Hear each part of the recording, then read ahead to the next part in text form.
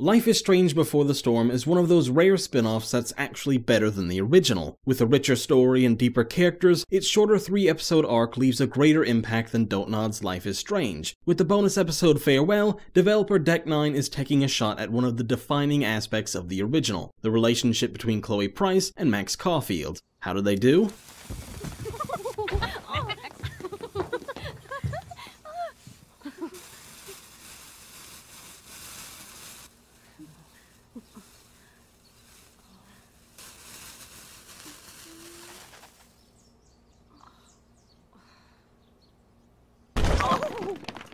The first thing to understand about Farewell is that it's not really part of Before the Storm. It relies more heavily on your knowledge of Life is Strange than Deck9's own game. The story picks up just before Max leaves Arcadia Bay, and Chloe, for Seattle, a jarring introduction for these two characters if you haven't played the first game. Another jarring change is the protagonist. Rather than playing as Chloe like you did in Before the Storm, you're instead back in the shoes of Max. As I discussed in my video on Life is Strange, Max Caulfield was always the weakest link of that game. She was a bland, boring protagonist with no real life of her own, and playing as Chloe in Before the Storm really drove that point home. Well, for better or for worse, Deck9 remains true to Max's character. She's still as interesting as watching already dry paint just sit there.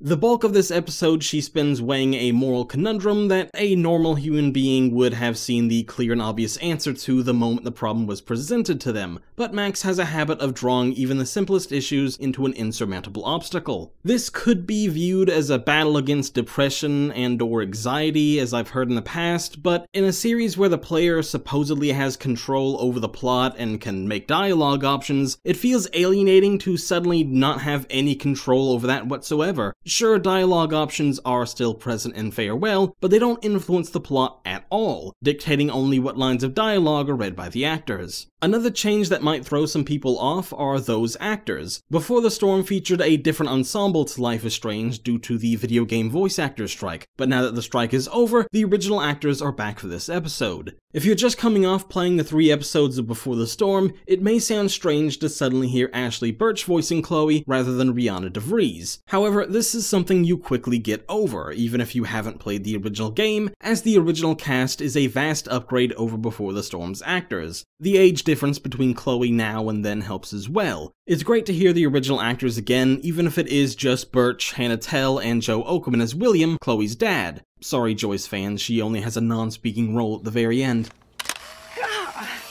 You're off to a great start.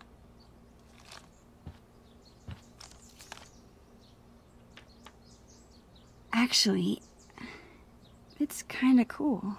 Farewell is light on gameplay even for a Life is Strange game, but that's okay because the selling point of this hour-long bonus episode is its story. As the name implies, this is a farewell, as it chronicles the final time Max and Chloe see each other until the events of Dontnod's game. The plot is actually pretty heavy-hitting for what is intended to be an optional extra, but both it and the grand farewell itself are disguised perfectly under a pirate adventure Chloe and Max go on, trying to find a treasure they buried somewhere 5 years prior. Unfortunately, given this episode is so short, I can't talk any more about the story without spoiling anything. Suffice to say, Max remains an uninteresting character, leaving Chloe to carry the game single-handedly, something she still does a great job of. This short hour of content reinforces my belief that Ashley Birch is the best voice actress in the business today, and it's only a matter of time before the rest of the industry and community realizes that as well. But the farewell of the title has a second meaning. This is also our last goodbye to both Chloe Price and Maxine Caulfield. While development of Life is Strange Season 2 is underway by Dontnod, they've already confirmed it will feature an entirely new cast of characters in a new setting.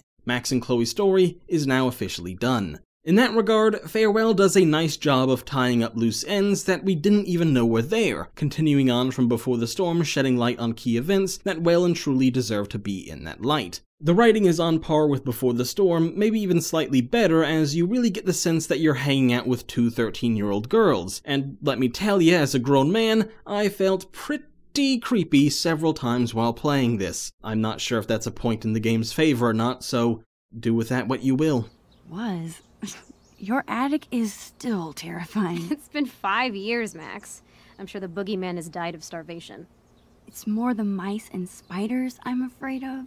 Time to face your fears, then. Ultimately, Farewell tells a fantastic story, though it's not exactly anything revolutionary. If you don't get this episode, you're not going to miss any grand revelations. And in some ways, that's a bit of a shame. One thing we've never done between the first Life is Strange, Before the Storm, and now Farewell is see this friendship dynamic through Chloe's eyes. Given you spend all of Before the Storm playing as Chloe, I was kind of stunned when Deck 9 said we'd be playing as Max again. Wasn't the whole point of your 3 episodes supposed to show us the world through Chloe's point of view? So why don't we get to see this part of her history through her eyes? We have to go back to Max?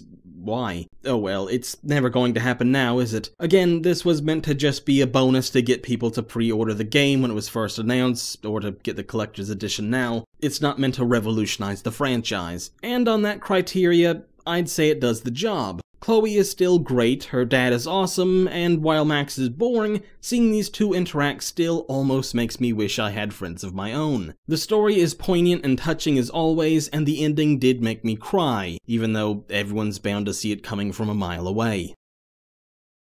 4 out of 5. Farewell simultaneously didn't need to do a lot as a nice extra for those who pre-ordered the base game, but also had the monumental task of sending off not one, but 2 protagonists fans have fallen in love with over the years. It straddles that line perfectly with excellent dialogue, fantastic acting, and a nifty plot structure that elevates this episode to ones fans of the game must play, even if it won't blow anyone's minds. If you don't like Life is Strange, or you're kinda on the fence about it, then you can probably skip this one, but it is still a great send-off to 2 great characters. And Max.